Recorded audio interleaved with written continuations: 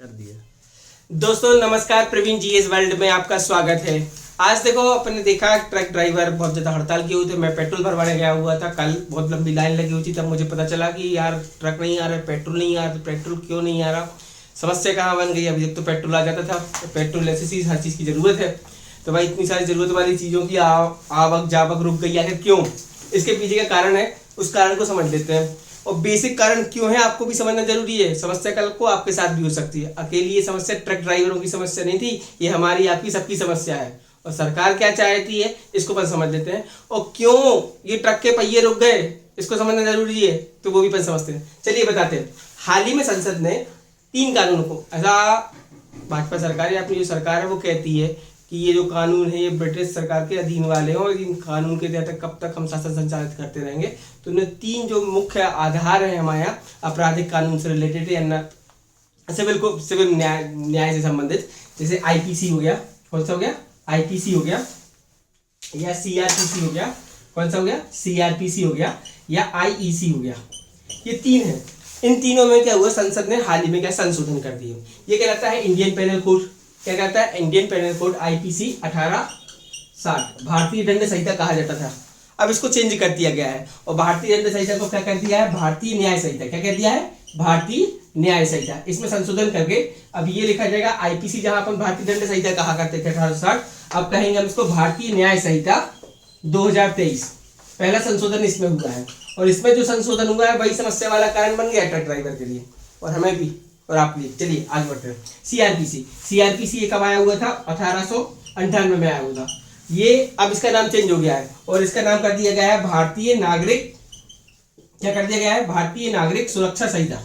क्या कर दिया गया है, सुरक्षा संहिता। ये भी 2023 हो जाएगा। क्या हो जाएगा, 2023 का एक ही साथ में किए तीनों में चेंजेस। और उनका कहना ये है कि ये जो पुराने कानून है इनमें संशोधन करना चाहिए। बहुत सारे कानून ऐसे हैं जो अभी लागू नहीं होते, उनको हटाना है इसलिए। ठीक है, अब आ जाओ। तीसरा इन्हें क्या है, इंडियन एविडेंस कोड। क्या, Indian evidence code, evidence code, Indian evidence code. इसमें चेंज कर दिया गया है। ये हो गया है क्या, भारतीय साक्ष्य संहिता। क्या हो गया है, भारतीय या भारत साक्ष्य संहिता, भारत साक्ष्य संहिता। दोस्तों इसमें चेंज करके इसको भी 2023 कर दिया गया है।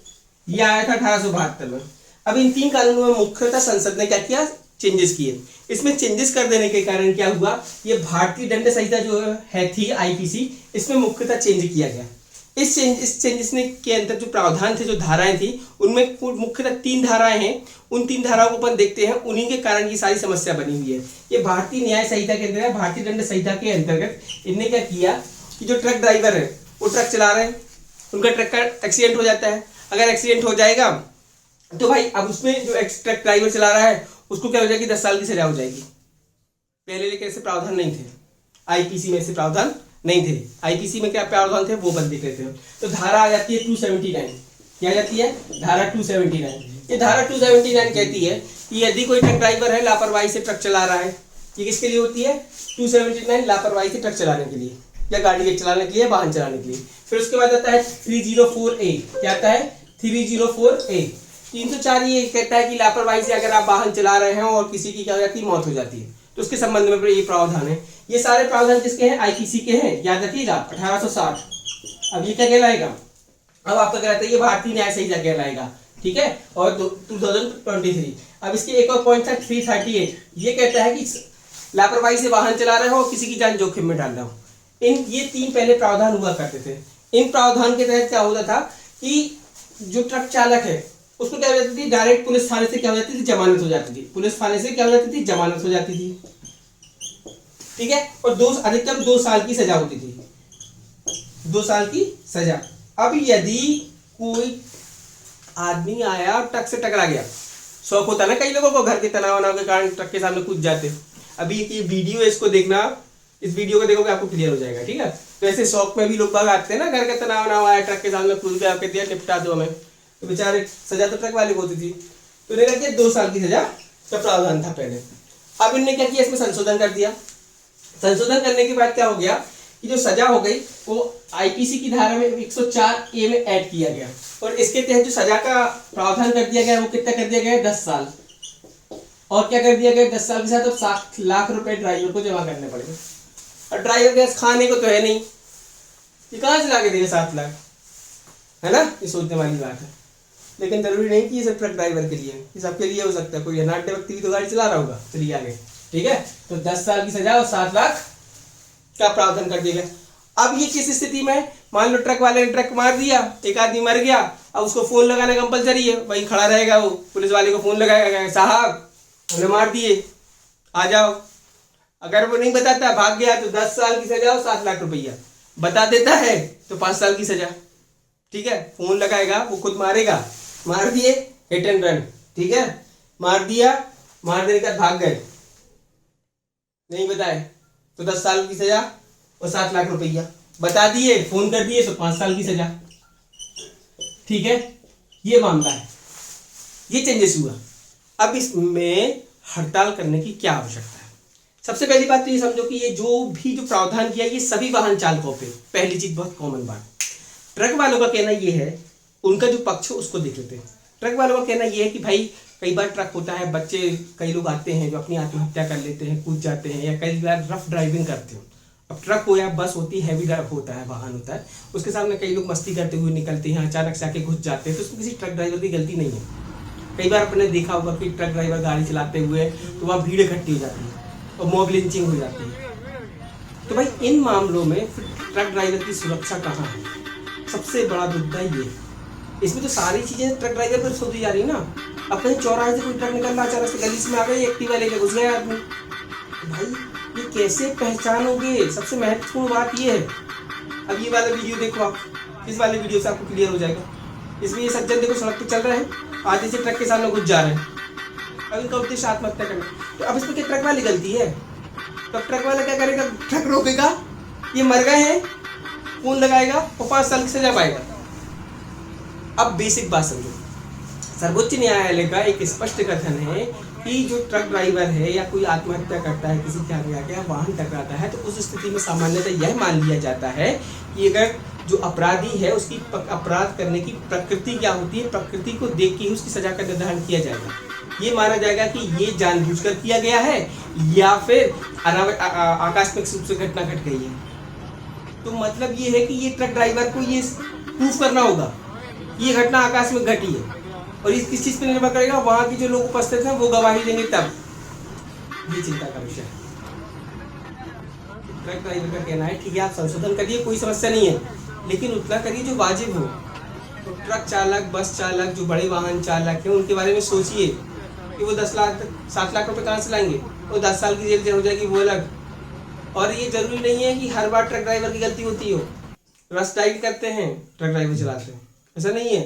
कई बार आते हैं बहुत बुद्धिजीवी 16-17 साल के बच्चे, घुस जाते हैं ट्रक के नीचे, बाप मताई भेजते हैं सामान लेने, कभी अंडा लेने, कभी दही लेने, राम मंदिर बनाने भी जाएंगे। अभी कुछ लोग जाते ना रास्ते में, मंदिर अंदर जाते रहते हैं, तो घुस जाते ट्रक में। तो हर जगह ट्रक ड्राइवर की गलती नहीं है। ट्रक ड्राइवर का कहना ये है उनको भी सुरक्षा दी जाए, पहली चीज।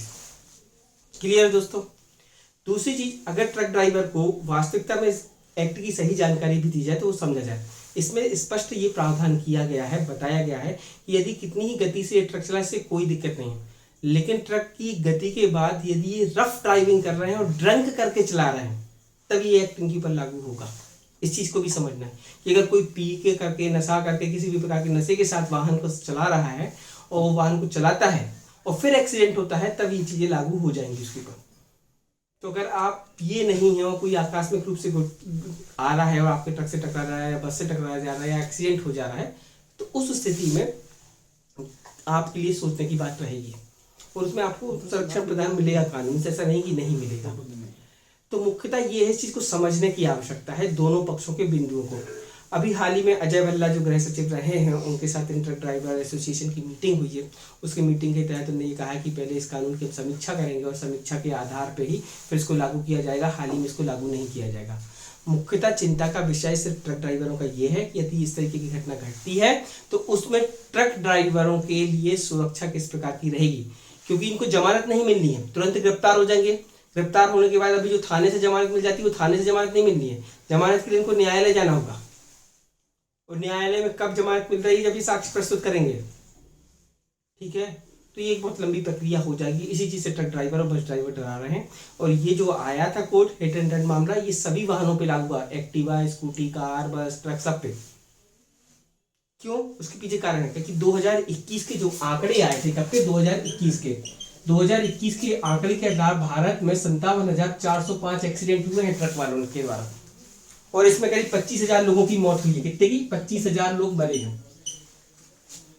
और 2022 का जो आंकड़ा आया हुआ है, उस 2022 के आंकड़े के अनुसार भारत में 67,700 कुछ लोगों की, 766 है शायद, लगभग 67,766 एक्सीडेंट हुए ट्रक के, जिनमें लगभग 30,000 लोगों की मौत हुई है, 30,000 लोग मरे हैं। और भारत में ऑन एन एवरेज अदर एक्सीडेंटों को आप देखोगे तो 4 से 4.5 लाख होते हैं एक्सीडेंट, जिनमें करीब 1.25 लाख से 1.5 लाख लोग मर जाते हैं। समझ रहे हैं आप? ये है मुख्यतः कारण रोकने का। अभी हाल ही में 2023 के अगस्त तक के आंकड़े जारी किए गए थे, उसके तहत ये NHAI के द्वारा जारी किया गया, जिसमें ये बताया गया था 1,60,000 एक्सीडेंट NHAI के जो रोड है उन पे हुए हैं। मुद्दा ये है, तो कानून को समझे, क्योंकि कानून बनाना सरकार का अधिकार है, और सरकार जो भी कानून और नियम बनाती है वो लोगों के हित के लिए बनाती है। और यदि उन कानूनों से लोगों की स्वतंत्रताएं और बंदिशें स्वतंत्रता पर बंदिशें लगती हैं, तो निश्चित तौर पर उनको सरकार को सोचना चाहिए। लेकिन अगर हर बार इसी तरीके से लोग सामूहिक रूप से इकट्ठे होकर दबाव बनाएंगे, तो सरकार पर कानून कैसे बनाएगी, और न्याय की स्थापना कैसे होगी, और लोगों को लाभ कैसे होगा? फिर सरकार करेगी क्या? वहाँ बैठ के कागज फाड़ेगी, या वो राहुल गांधी जी और उनके सांसद जो कर रहे थे एक्टिंग वगैरह वो करेगी, या नारे लगाएगी? दोस्तों, प्रवीण जीएस वर्ल्ड को लाइक कीजिए, सब्सक्राइब कीजिए, शेयर कीजिए ऐसी ही जानकारी के लिए। धन्यवाद।